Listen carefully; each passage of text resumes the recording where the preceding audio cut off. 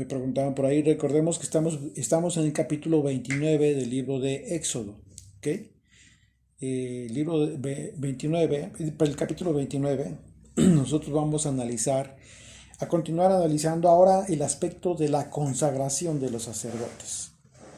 En el capítulo anterior, al final, desde el versículo 41, nosotros vimos que el Señor le ordenó a Moisés vestir a Aarón, a su hermano y a sus hijos, y que los ungiera, y que los consagrara y los santificara. ¿Qué es consagrar en sí? ¿Qué debemos entender por la consagración? La palabra consagración que se utiliza aquí en el hebreo es la palabra malá, que significa ser lleno de. Y si estamos hablando de los sacerdotes, estamos hablando de un aspecto sobrenatural que estaba llevando a cabo Moisés, no por él mismo, por atributos de él, sino por el Espíritu de Dios.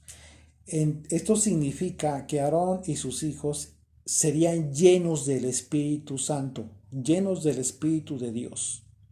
De ahí lo importante de la consagración, ordenada por Dios, porque era Dios mismo actuando a través de Moisés para consagrar a estos varones. Así es de que a través de la consagración, de acuerdo al concepto hebreo, estos hombres estarían llenos del espíritu de santidad. Y dice, y santificarás, que la palabra hebrea es otra, la palabra hebrea para santificar es kadash, que significa en este sentido purificar, es decir, hacer santo, apartarlo, ¿sí? Dedicado a. Y esa es la razón por la cual concluye diciendo, para que sean mis sacerdotes. Fueron apartados para uso exclusivo del servicio de Dios. Pero el mandamiento para consagrarlos y santificarlos fue directamente de Dios. Y esa es la razón por la cual toda la labor que estaban llevando a cabo tenía que ver con esto, con la obra del Espíritu de santidad. Y a partir del capítulo 29, vemos cómo es que eh, se va a empezar a detallar el aspecto de este aspecto de la consagración. ¿En qué consistía? El aspecto ritual. ¿Ok? El aspecto de la consagración que iba a llevar a cabo Moisés para consagrar a los sacerdotes, lo cual es muy representativo si nosotros consideramos que, sin hablar de sustituir a aquel sacerdocio, hay que ser muy claros, sin estar considerando en nuestra mente que estamos sustituyendo o ocupando el lugar de aquel sacerdocio, porque no es así, ya lo hemos explicado suficiente en los estudios anteriores, porque ese sacerdocio sirvió a Dios en el tabernáculo y en el templo de Jerusalén con un propósito divino, pero tuvo su objetivo y fue cumplido. Esto en el contexto del reino de sacerdotes y gente santa al que nosotros estamos constituyéndonos, ¿sí? Pero hablando de un aspecto diferente. Por eso quise ser muy claro de que no estamos sustituyendo ni ocupando el lugar de aquellos varones. Desde el capítulo 19 de Éxodo, como lo comentamos también en el caso del apóstol Pedro y en el caso del apóstol Juan, hablaron de este reino de sacerdotes y gente santa. Dios mismo lo prometió como un tesoro especial para él, pero hablando de todo el pueblo en general. Y si nosotros estudiamos estos capítulos a la luz de este sacerdocio al cual estamos siendo llamados todos para ser constituidos, tiene que ver con un llamado para salir de los sistemas religiosos de hoy en día. Y tenemos el compromiso de comprender a la luz de la explicación del sistema sacrificial lo que nuestro sumo sacerdote está haciendo para consagrar a su pueblo, asumiendo que de antemano ya, eh, ya de alguna manera, perdón, ok, sí, les decía que si lo entendemos desde esa proyección, comprendiendo el sistema sacrificial y entendiendo lo que está haciendo nuestro sumo sacerdote, Yeshua, que al mismo tiempo nos está consagrando a todos aquellos que están asumiendo esta responsabilidad, asumiendo que de antemano ya entendimos que lo que significó el sacrificio perfecto en holocausto a Dios por parte de Yeshua, entonces vamos a entender en su plenitud que el propósito para el cual estamos siendo llamados todos nosotros, pues tiene que ver precisamente con un servicio para Dios, una exclusividad para el Señor, un pueblo que está apartándose el Señor para todos nosotros. Como una analogía de la liberación de Egipto, hoy en día está haciendo lo mismo. Está el Señor de todas las naciones del mundo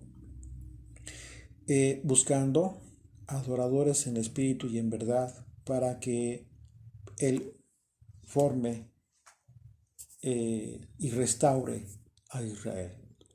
Así es de que, bueno, acompáñenme sus Biblias desde el capítulo 29 de Éxodo, desde el versículo 1 dice, esto es lo que les harás para consagrarlos. Le está dando el mandamiento a Moisés, para que sean mis sacerdotes. Toma un becerro de la vacada y 2 carneros sin defecto, y panes sin levadura, y tortas sin levadura amasadas con aceite, y hojaldres sin levadura untadas con aceite. Las harás de flor de harina de trigo, y las pondrás en un canastillo, y en el canastillo las ofrecerás con el becerro y los 2 carneros. Y llevarás a Aarón y a sus hijos a la puerta del tabernáculo de reunión, y los lavarás con agua.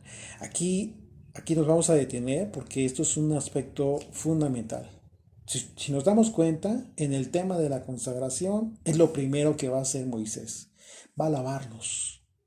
Va a lavarlos. Tú no puedes en un momento dado considerar que estás siendo o formando ya parte de este sacerdocio y gente santa para Dios, si aún no has tomado la decisión de ser lavado con las aguas de la Torá. Tienes que ser purificado, tienes que ser limpiado. El sacrificio de estos 3 animales puros que debían seguir a la investidura y al ungimiento que vimos en el capítulo anterior, uno de los aspectos característicos de los sacrificios y las ofrendas lo constituye la pureza ritual. Esto es muy importante.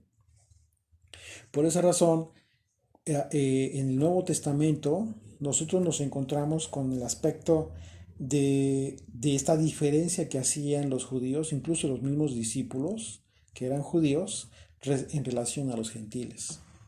Cuando Pedro llegó con Cornelio y les dice, ustedes saben que para nosotros es abominación entrar en la casa de un gentil. ¿Por qué lo dijo así? Precisamente por este aspecto de purificación. Porque Dios está considerando a su pueblo puro, limpio. ¿Ok? Sin embargo, aquí estamos, ahora, ¿en qué contexto debemos de ver estas analogías? Bueno, desde el aspecto ritual y desde el aspecto espiritual.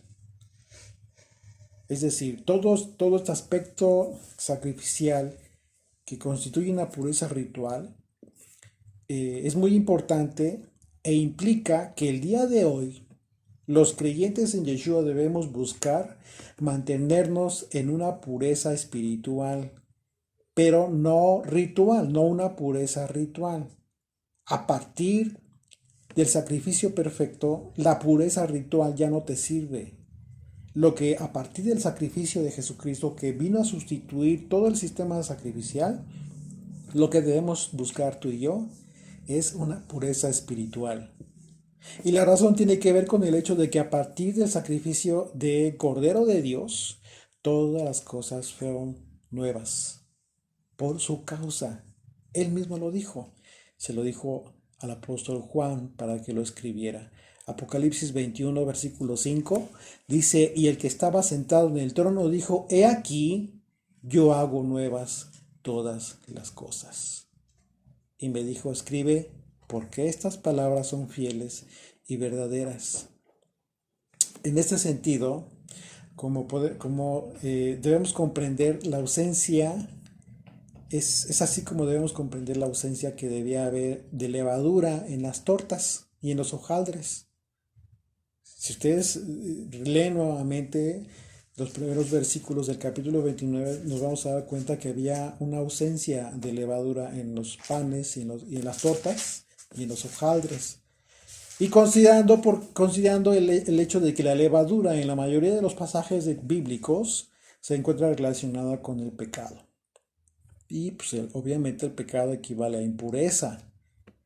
De ahí que hagamos esta reflexión y conectemos el aspecto de la pureza con el primer acto que llevó a cabo Moisés, que fue lavar a los sacerdotes. Y en el mismo sentido de pureza ritual es que vemos el mandamiento para que Moisés lavara a estos sacerdotes, precisamente en el momento de su consagración para el ministerio, es decir, para este servicio que iban a llevar para Dios y que estaban a punto de iniciar por primera vez. Lo que en el contexto actual, hablando del reino de sacerdotes para el que estamos siendo apartados por el Señor, esto equivale a la enseñanza que dio Yeshua cuando lavó los pies de sus discípulos, en preparación igualmente para el servicio para el que estaban siendo preparados. Ustedes recordarán en el capítulo 13 del Evangelio de Juan, nosotros analizamos este tema. Vamos a recordar esto. Acompáñenme a Juan 13, de los versículos 4 y 5, por favor. Dice, se levantó de la cena, Yeshua, está hablando de Yeshua, y se quitó su manto, y tomando una toalla, se la ciñó. Luego puso agua en un lebrillo y comenzó a lavar los pies de los discípulos y a enjuagarlos con la toalla con que estaba ceñido. Dice la escritura que Yeshua se quitó su manto para ceñirse la toalla a la cintura. Este acto representa la actitud de servicio. Quitarse el manto para ceñirse una toalla equivale a lo que hace un siervo que se dispone a trabajar y dar un servicio a los demás, ponerse al servicio de los demás, como ponerse el atuendo adecuado para el trabajo. Es de cuenta que te quitas la ropa, o más bien te pones ropa de trabajo adecuada para el servicio. Este acto representó que Yeshua enseñó a sus discípulos durante todo su ministerio y los preparó para que sirvieran a todos aquellos creyentes que estarían formando la iglesia como el cuerpo de Jesucristo. La enseñanza de Yeshua no se limitó solo al acto de predicar la palabra a los demás, sino que esa prédica debía estar sustentada con hechos tangibles y prácticos de servicio en favor de los demás. Yeshua, a pesar de ser el Dios que se hizo hombre, nos enseñó la importancia del servicio en favor de los demás en todos los aspectos de la vida, en todos, absolutamente en todos. El hecho de que tú tengas el privilegio de hablar de la palabra de Dios, de compartir el Evangelio, no te exime de esta gran responsabilidad de meter las manos para servir a los demás en lo que sea necesario. Así es de que lo que estaba haciendo Yeshua con los discípulos en su momento fue una consagración bajo la perspectiva de lo que hizo Moisés. Yeshua llevó a cabo una analogía de lo que hizo Moisés al consagrar a Aarón y a sus hijos, porque Moisés recibió la instrucción de parte de Dios para lavar a los sacerdotes. La ley determinaba que los sacerdotes no podían ejercer su servicio para el cual debían entrar al lugar santo sin antes lavarse las manos y los pies. Era necesario hacer esto de forma ritual. Hoy en día, tú no puedes formar parte de este sacerdocio que está en servicio a Dios, como el Israel que es luz a las naciones, si no has tomado la decisión de purificarte, de lavarte a través de la palabra. Y para esto necesitas conocer la escritura. Así es de que en ese sentido, lo que hizo Yeshua fue un simbolismo de la purificación que en el tiempo del tabernáculo y en el templo de Jerusalén representó una purificación ritual. Yeshua estaba llevando a cabo una purificación en preparación para el ministerio. ¿Sí? Acompáñenme por favor ahí a Levítico, al libro de Levítico, por favor, el capítulo 8, y vamos a leer de los versículos 1 al 9. Ahí en sus Biblias, por favor.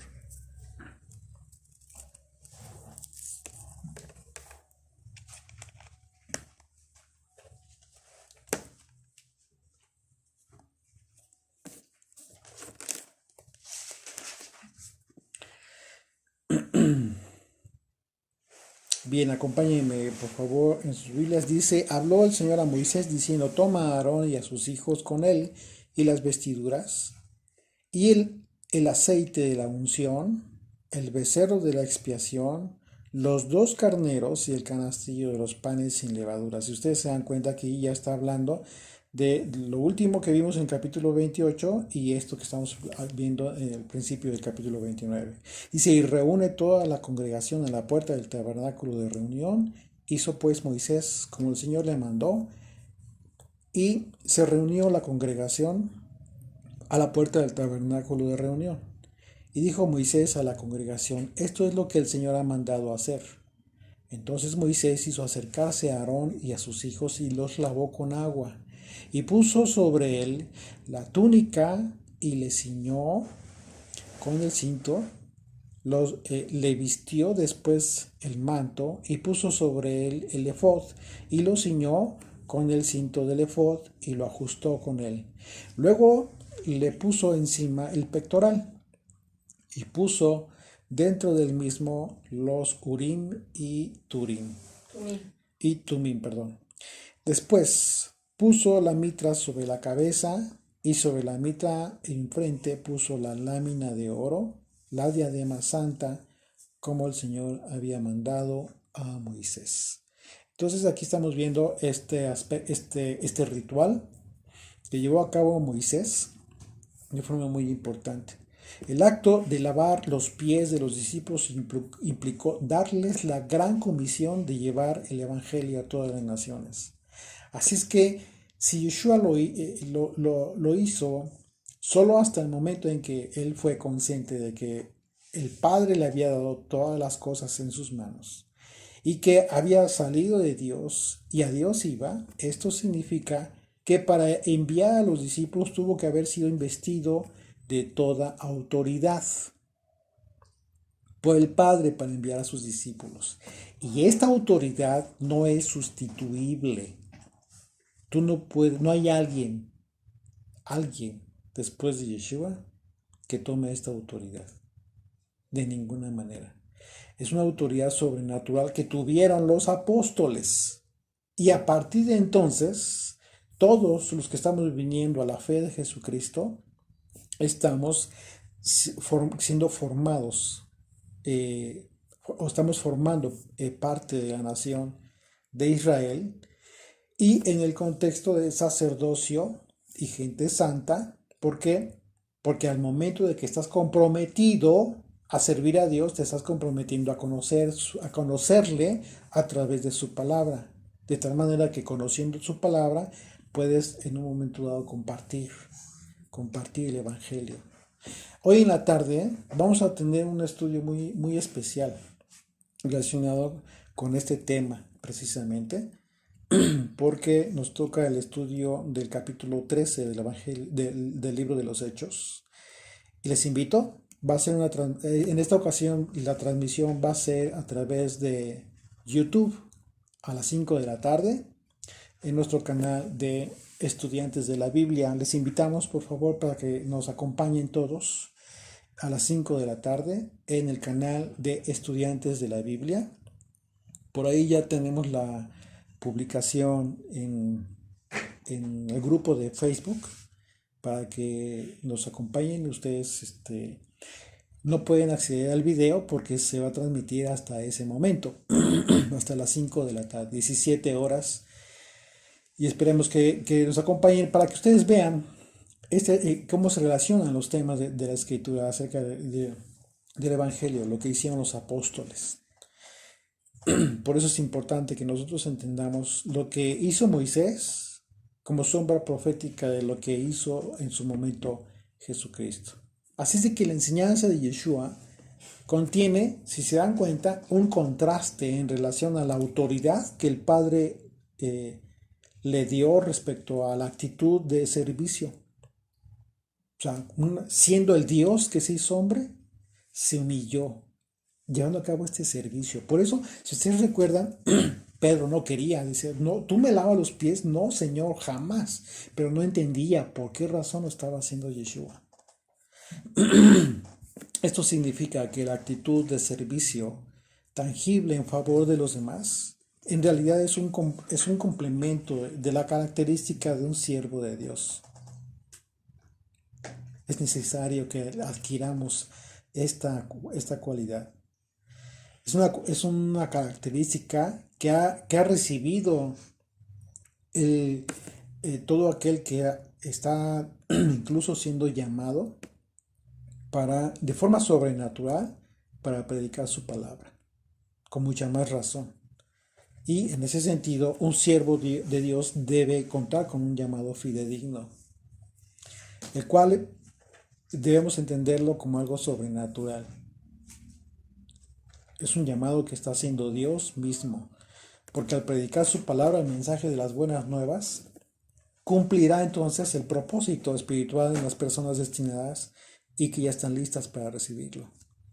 Sin embargo, este servicio de un siervo de Dios debe ser desempeñado con una actitud de sencillez y de humildad en favor de los creyentes, no un aspecto o una característica aparente, sino fidedigna. Porque al aceptar el llamado significa que se constituye como siervo para todos aquellos que el Señor trae a su redil, sin excepción, para todos. Y en ese tiempo, pues habrá, en ese sentido, habrá tiempos de oración y meditación en lo íntimo, pero habrá momentos en que el siervo deba quitarse ese manto y ceñirse la toalla a la cintura y ponerse al servicio de los demás. Por eso es importante tener responsabilidad. Cuando tú, como siervo de Dios, hoy en día que hay muchos medios de difusión, asumes la responsabilidad de crear algún grupo, por ejemplo. Si no lo vas a atender, estás fallando, porque en un grupo de redes sociales, por ejemplo, de repente surgen muchas dudas válidas, cuestiones o necesidad, incluso hoy, por ejemplo, hay mucha necesidad de oración por enfermedad. Y si tú no atiendes, si no estás al pendiente de esta necesidad de la gente, que es fundamental, entonces no estás llevando a cabo este servicio. Es fundamental que lo cumplas. Así es de que la exhortación que nos hace la Escritura a través de Moisés y de Yeshua y sus apóstoles es precisamente asumir esta responsabilidad. Si efectivamente tienes ese llamado y ese llamado es de parte de Dios, tienes que aplicarte hasta donde sea posible también, por supuesto, porque hay ocasiones en que de repente no se tiene control de determinados grupos y de repente ya son miles y no podrías, sería imposible. Pero sí, con una responsabilidad, una actitud responsable, tratar de dar un servicio en la medida de tus posibilidades. Tampoco quieras abarcar demasiado si no vas a tener la posibilidad de hacerlo. Bien, continuamos en el versículo 5 de Éxodo 29. Y tomarás las vestiduras y vestirás a Aarón, la túnica, el manto del el efod y el pectoral, y le ceñirás con el cinto del efod, y pondrás la mitra sobre su cabeza, y sobre la mitra pondrás la diadema santa. Esta diadema santa, recordarán que tenía el letrero, la leyenda que dice santidad a Yud-Hei Bab-Hei. Verso 7. Luego tomarás el aceite de la unción y lo derramarás sobre su cabeza y le ungirás. Y harás que se acerquen sus hijos y les vestirás las túnicas.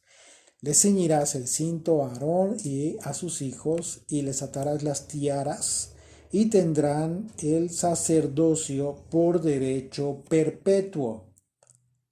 Así consagrarás a Aarón y a sus hijos.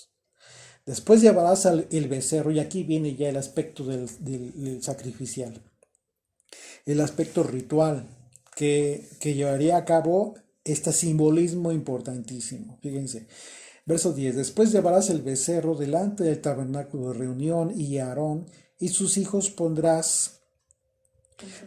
sus manos sobre la cabeza del becerro. ¿Okay? Aquí ustedes recordarán, los que nos han acompañado en estudios anteriores, que esto tiene un simbolismo impresionante relacionado con este acto de poner las manos sobre el animal que iba a ser sacrificado. ¿Por qué? Porque lo que está representando este acto es que este animalito imagínense ustedes que Dios estaba colocando, transfiriendo, simbólicamente hablando, claro, el pecado de los sacerdotes, el pecado natural, por la naturaleza de carne, de manera general, transfiriendo este pecado al animal. Y esa es la razón por la cual ese animal tendrá que morir, pero se tendrá que escoger un animal puro.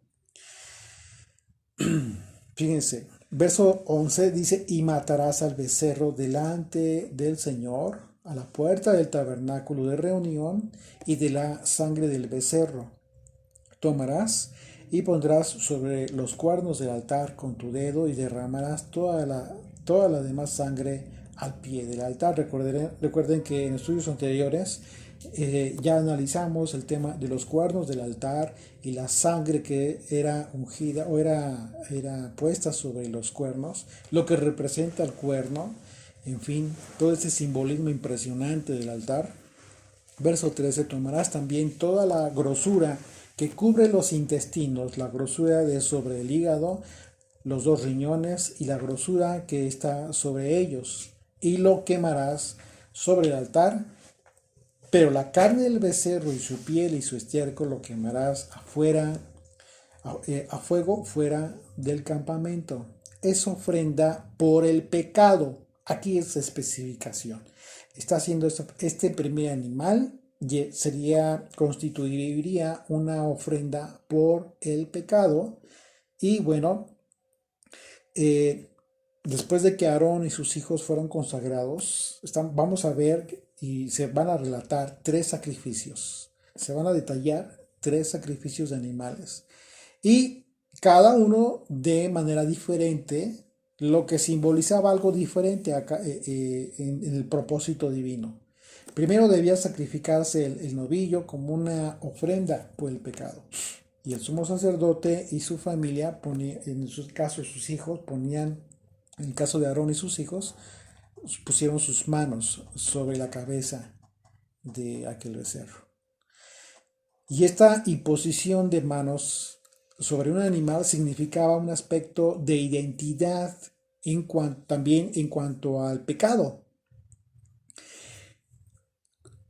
Cuando un pecador venía ante el altar y ponía sus manos sobre la cabeza del animal que había traído para el sacrificio, significaba que el animal estaba ocupando el lugar que aquel pecador le hubiera correspondido, por cuanto que la paga del pecado es muerte, como lo expresó el apóstol Pablo.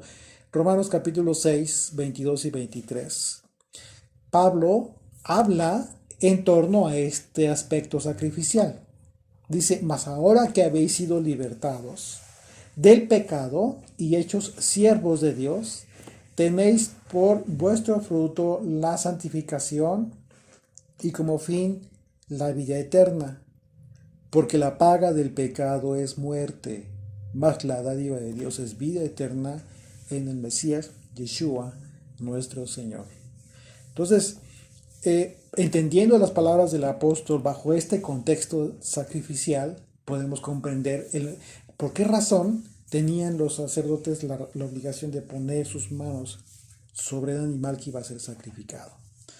De manera que aquel animal estaba ocupando el lugar de Aarón y de sus hijos y moriría por los pecados de ellos.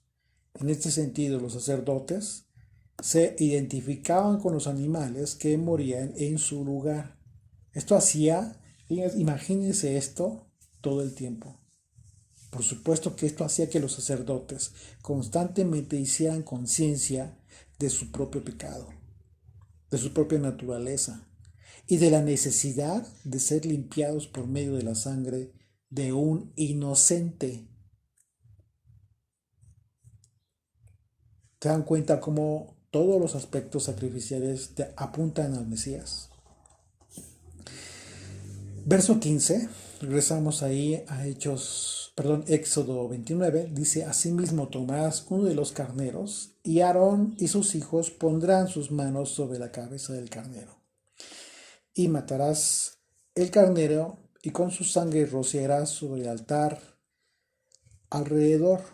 Cortarás el carnero en pedazos y lavarás sus intestinos y sus piernas, y las pondrás sobre sus trozos y sobre su cabeza, y quemarás todo el carnero sobre el altar. Aquí la diferencia es de que el carnero sí iba a ser consumido en el altar. Recordemos que el becerro fue quemado fuera del campamento. También otra analogía que si tú ya has estudiado la escritura, por supuesto que viene a tu mente que Jesucristo fue sacrificado fuera de las puertas de Jerusalén. Verso 18 una vez más, y quemarás todo el carnero sobre el altar, es holocausto de olor grato para el Señor, es ofrenda quemada al Señor. Bueno, este segundo sacrificio sería un holocausto. La víctima debía consumirse por completo. Esa es la característica del holocausto. Debía ser consumido completamente sobre el altar. Y la sangre del carnero debía ser rociada por todos los lados alrededor del altar. Y el carnero debía ser lavado y cortado en pedazos. Así que esto fue el segundo. Y dice, y aquí a continuación se redacta, se detalla el tercer sacrificio. Verso 19, tomarás luego el otro carnero. Y Aarón y sus hijos pondrán sus manos sobre la cabeza del carnero.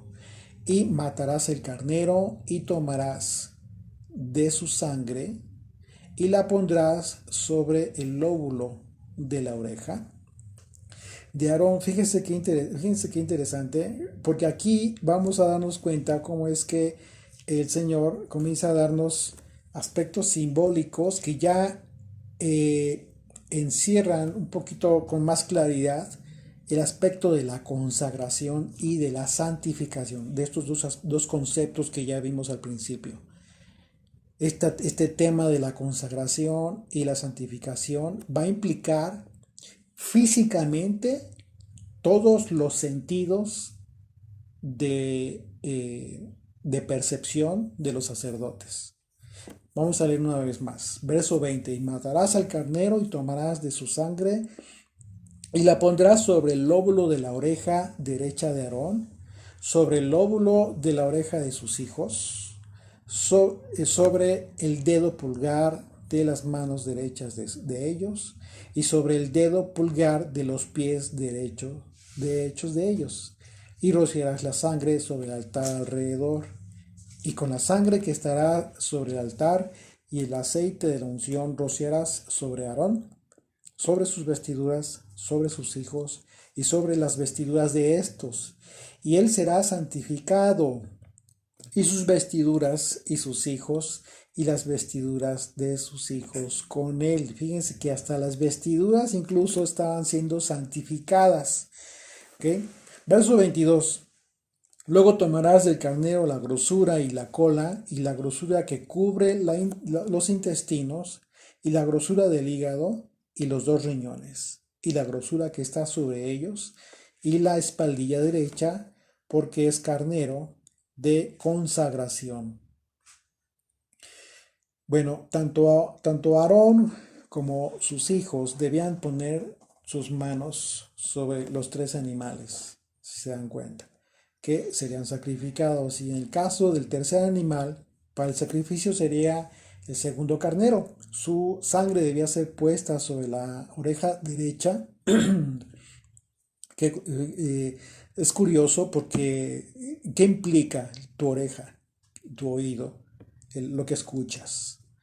Eh, Sobre el dedo pulgar de las manos derechas, que implica lo que tocas, todas tus obras en sí, y sobre el dedo pulgar de los pies derechos de Aarón y de sus hijos, es decir, hablando de tus pies, del camino por el que vas. Todo esto como un símbolo de que todos los sentidos y en consecuencia sus obras, representados por cada una de estas partes del cuerpo de los sacerdotes, quedaban totalmente consagradas, apartadas para Dios. Imagínate entonces que hoy en día es así como tú debes consagrarte para Dios. Tienes que tener cuidado de qué es lo que escuchas.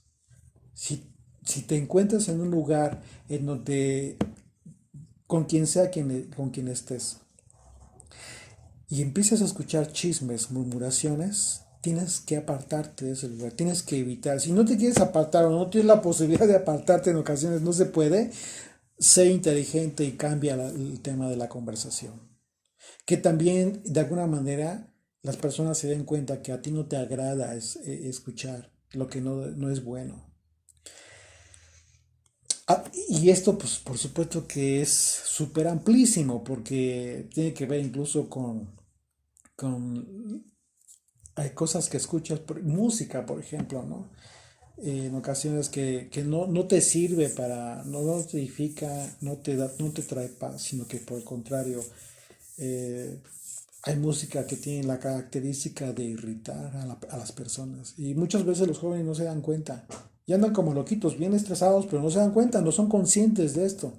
Hay que hablar con los hijos. Es necesario hablar con los hijos. Todo el tiempo están conectados. Todo el tiempo están conectados con los audífonos. Les hablas, no escuchan. En fin, es importante que que entiendan nuestros hijos que todos estos medios tecnológicos sirven, pero no es para que tú sirvas, ¿no? O sea, no es para que te desconectes o te esclavices, claro, no, de ninguna manera. Pero aquí en este caso, obviamente, lo más importante es el hecho de saber qué es lo que vas a escuchar. Las obras de tus manos, qué es lo que haces, qué estás construyendo, por qué te estás esforzando. Estás trabajando para hacer para proveer a tu casa, o te estás excediendo en ese tema eh, por causa de quizás de algún pecado, el pecado de la codicia que ya está albergado en tu vida. Son pecados que de alguna manera, o son acciones que de alguna manera ya involucran otro tipo de circunstancias. Pero esto, el aspecto físico de los oídos, las manos y los pies, que implican tanto lo que escuchamos, las obras de tus manos y el camino por donde vas, ya es la consecuencia de lo que está en tu corazón. Por esa razón es fundamental entender el concepto de la consagración y y en su caso la santificación. Son dos aspectos, son dos conceptos que tienen su momento en la vida de cada uno de nosotros. Entonces tenemos que buscar ser consagrados. ¿Qué significa esto? Tienes que buscar que en tu vida el Espíritu de Dios esté, que seas lleno del Espíritu de Dios. Es lo que debes anhelar en tu corazón. Solo de esta manera, la consecuencia es que vas a ser apartado para Dios. Tú no puedes ser santificado, purificado, dedicado a si no estás lleno de. Entonces son aspectos que debemos aprender a diferenciar, pues para poder vivir en consecuencia. Por ejemplo, la sangre del lóbulo derecho de la oreja del sacerdote implicaba la consagración de todo lo que debía escuchar el sacerdote. Imagínate cuando les hablaba a Dios.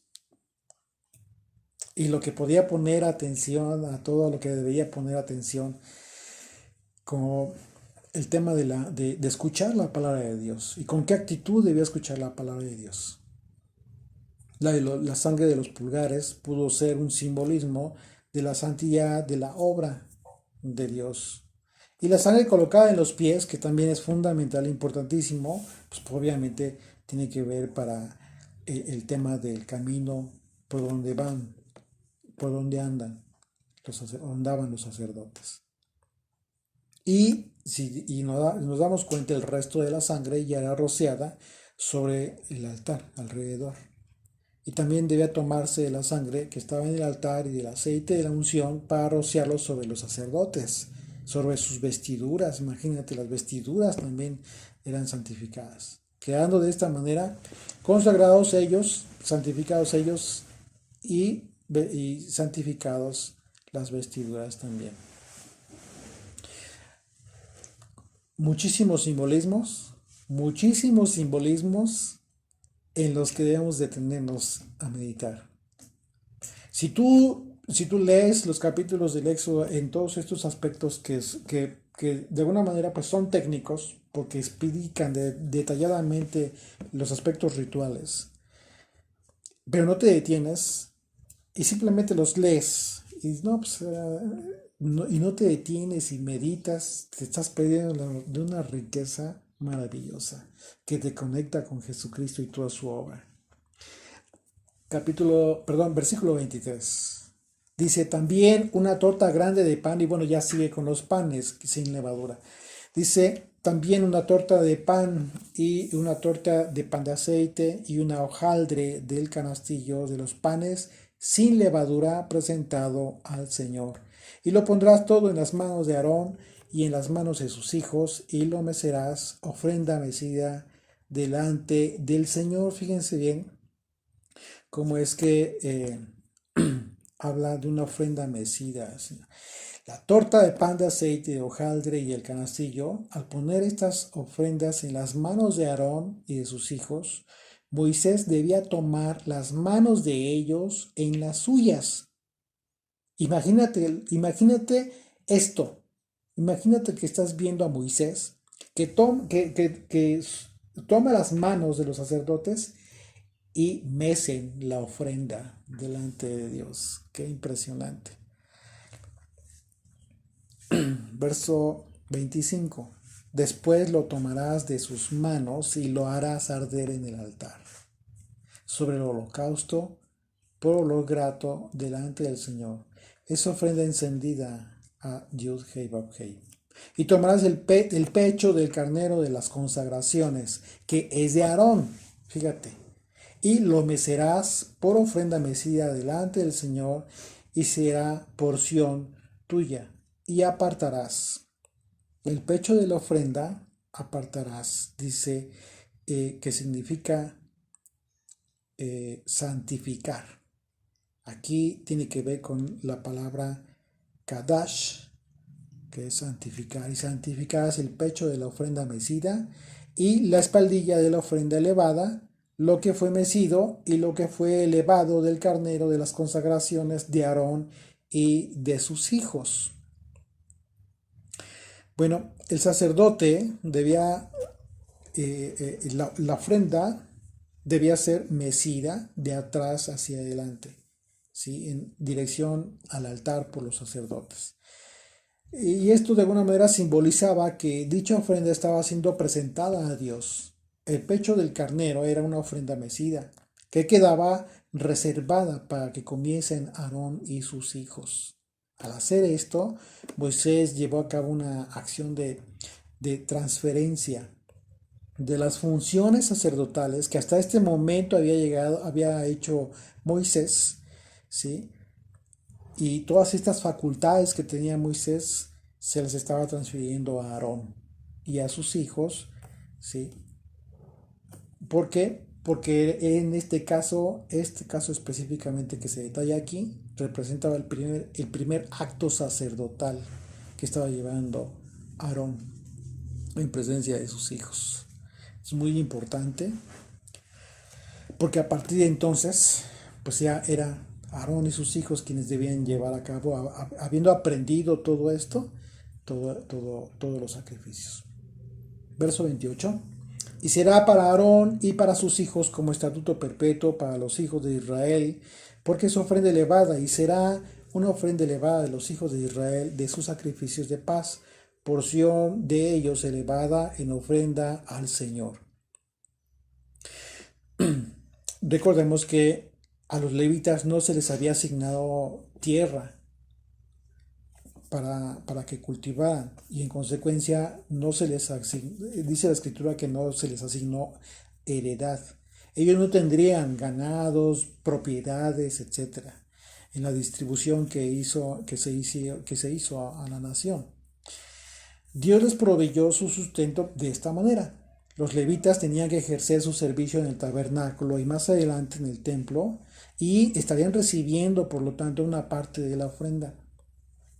Y como ya lo hemos estudiado también en otras ocasiones, pues obviamente para ellos, precisamente por esta razón, fue destinado a los diezmos.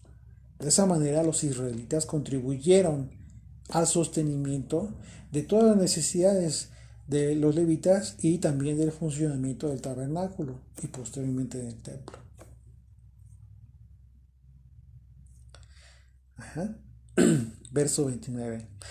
Y las vestiduras santas, que son de Aarón, serán de sus hijos después de él, para ser ungidos de ellas y para ser en ellas consagrados.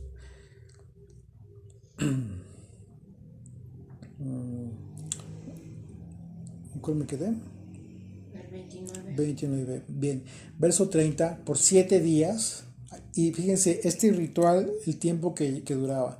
Por 7 días las vestirás el que de sus hijos tome el lugar como sacerdote, cuando venga al tabernáculo de reunión para servir en el santuario. Y tomarás el carnero de las consagraciones y cocerás su carne en lugar santo. Y Aarón y sus hijos comerán la carne del carnero y el pan que estará en el canastillo a la puerta del tabernáculo de reunión, y comerán aquellas cosas con las cuales se hizo expiación, para llenar sus manos para consagrarlos. Mas el extraño no las comerá porque son santas. ¿Qué significa? Aquí la palabra extraño tiene que ver con aquellos que no eran sacerdotes, ajenos al sacerdocio, ¿ok? Verso 34. Y si sobrare hasta la mañana algo de la carne de las consagraciones y del pan, quemarás al fuego lo que hubiere sobrado. No se comerá porque es cosa santa. Es lo mismo que sucedió en el mandamiento para la Pascua. Para la Pascua, ustedes recordarán que el mandamiento implicaba que se sacrificara el cordero y que se compartiera con otra familia en caso de ser necesario, pero que si sobraba algo se tenía que quemar completamente, tiene que ser consumido, no porque es cosa santa. Verso 35. Así pues harás a Aarón y a sus hijos conforme a todo lo que yo te he mandado. Por 7 días los consagrarás. Cada día ofrecerás el becerro del sacrificio por el pecado, para las expiaciones, y purificarás el altar cuando hagas expiación por él, y lo ungirás para santificarlo. Por 7 días harás expiación por el altar y lo santificarás, y será un altar santísimo. Cualquiera cosa que tocar el altar será santificada. Imagínense que esta era la razón por la cual aquellos que estaban huyendo del juicio, de repente iban y se amarraban, se abrazaban en los cuernos del altar, precisamente porque estaban ya deseando ser santificados, ser expiados, pero ellos no contaban con que Dios es justo. Y a pesar de que ellos hicieran eso, Dios ordenaba que los sacaran para cumplir la ley. Así que eran 3 sacrificios que se describieron para la consagración de los sacerdotes. El primer sacrificio, el becerro, tiene que ver, está identificado con la ofrenda por el pecado. El segundo, con el holocausto. Y el tercero, la ofrenda de paz. Pero ¿qué creen? Los 3 sacrificios representan al sacrificio de Jesucristo. ¿Por qué? Porque Él murió por nuestros pecados, primero. Él fue consagrado totalmente en holocausto a Dios. Y en esa cruz, el Señor llevó a cabo una ofrenda de paz para reconciliarnos con el Padre. Así es de que imagínense lo importante de entender el simbolismo de esos sacrificios. Verso 38.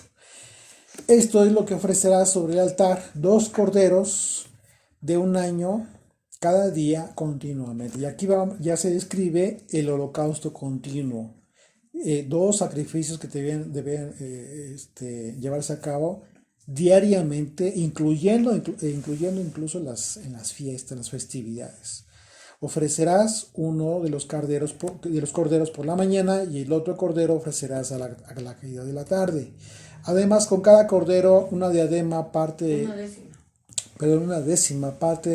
de un efa de flor de harina amasada, con la 4ª parte de un hin de aceite de olivas machacadas, y para la libación de la 4ª parte de un hin de vino. Y ofrecerás el otro cordero a la caída de la tarde, haciendo conforme a la ofrenda de la mañana. Todo el ritual se repetía, pero en la tarde, y conforme a su libación en olor grato, ofrenda encendida a Yud-Hei Vav-Hei. Esto será el holocausto continuo por vuestras generaciones a la puerta del tabernáculo de reunión delante del Señor, en el cual me reuniré con vosotros para hablaros allí. Allí me reuniré con los hijos de Israel, y el lugar será santificado por mi gloria. Fíjense qué hermosa promesa hizo Dios en relación a este ritual. Aquí se hace una referencia a las ofrendas diarias por el servicio del tabernáculo. Esta ofrenda consistía en un sacrificio diario en el que se presentaba un cordero por la mañana y otro cordero al atardecer. Este mandamiento implicó para Israel el anuncio profético de que el pueblo requería a alguien que ocupase el lugar de las personas en el sacrificio, porque su pecado merecía la muerte. Hablando incluso desde del pecado natural. Fue necesaria la enseñanza didáctica de todo esto acerca de la necesidad del derramamiento de la sangre para expiar el pecado, para comprender la necesidad del sacrificio de Jesucristo.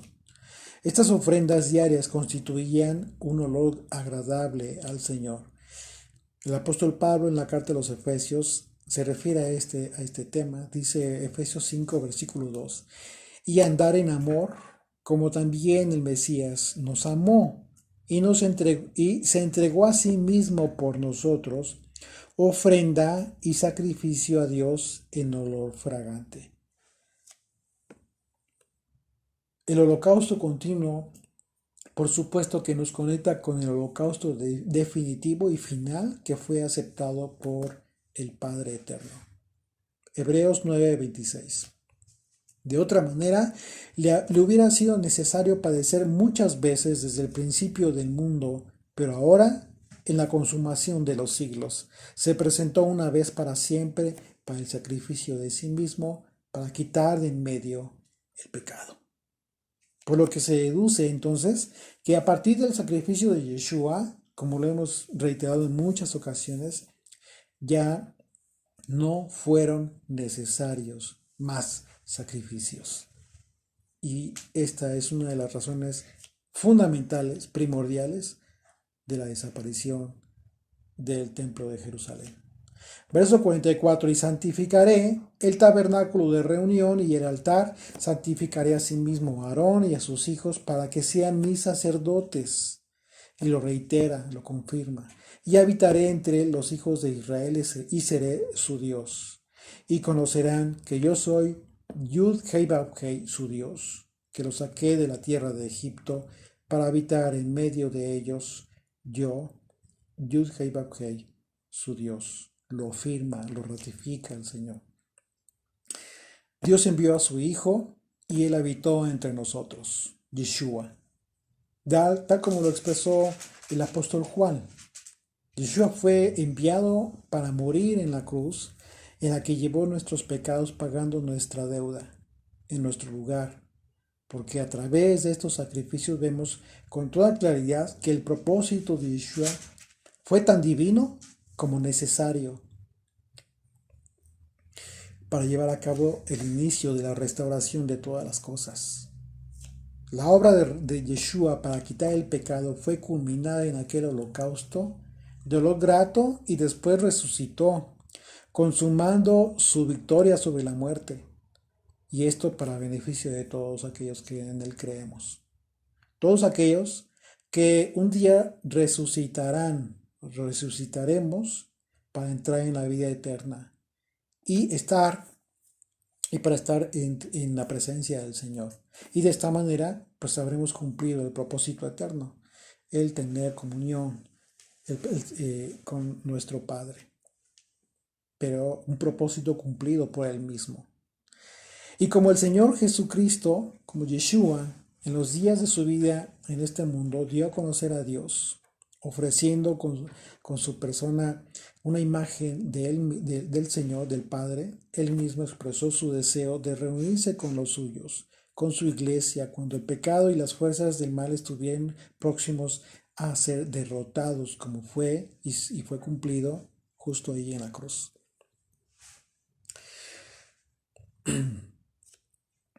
Juan 1, 14 al 18. Y aquel verbo fue hecho carne y habitó entre nosotros. Y vimos su gloria, gloria como del unigénito del Padre, lleno de gracia y de verdad. Juan dio testimonio de él y clamó diciendo: este es de quien yo decía, el que viene después de mí es antes que mí, porque era primero que yo. Porque de su plenitud tomamos todos, y gracia sobre gracia. Pues la ley por medio de Moisés fue dada, pero la gracia y la verdad vinieron por medio de Yeshua el Mesías. A Dios nadie le vio jamás. El unigénito Hijo que está en el seno del Padre, Él le ha dado a conocer. Bendito Señor, gracias te damos, papito, por este estudio tan hermoso que hemos tenido, Señor. Te pedimos, Padre, que pongas tu sangre preciosa en nuestro ser, Señor, en nuestros oídos, en nuestras manos, en nuestros pies, para que podamos tener en cuenta, Señor, ese sacrificio cada día en nuestra vida, que escuchemos tu voz, Señor, tu enseñanza cada día, que nos consagremos a ti, Padre eterno, porque eso es lo que tú quieres, un pueblo, el pueblo adquirido por Dios, pueblo santo, Señor. Santifícanos cada día más, Señor, conságranos para ti y permítenos, Señor, tener esa conciencia, esa responsabilidad y temor de llevar tu nombre, Señor, de llevar tu nombre en nuestra vida. Padre eterno, y te pido por nuestros hijos, Señor, por los hijos de nuestros hermanos, porque tú pongas esa conciencia también en cada uno de nuestros hijos. Que cuiden lo que piensan, que cuiden lo que escuchan, que cuiden lo que hacen, Señor, a dónde van sus pasos. Te lo suplico, Padre eterno, porque tú eres el único capaz de que nos puedes ayudar. Te pido por todo tu pueblo, Señor, porque levantes jóvenes consagrados a ti, Señor. Mi Dios, todo esto te lo pido en el nombre y por los méritos de Yeshua, Señor. También rogándote por todo el pueblo que se encuentra enfermo, Señor. Porque tú hagas obra milagrosa, Señor, y sanes a los enfermos, Padre eterno. Pero ante todo, Señor, que se haga tu voluntad. Porque tu voluntad es perfecta, Señor. Eres soberano sobre nuestras vidas. Gracias por este reino del cielo que se ha acercado, porque podemos clamarte a ti, podemos buscarte, soberano Dios, porque eres dueño de nuestra vida, Señor. Te alabamos en el nombre y por los méritos de Yeshua. Amén. Amén.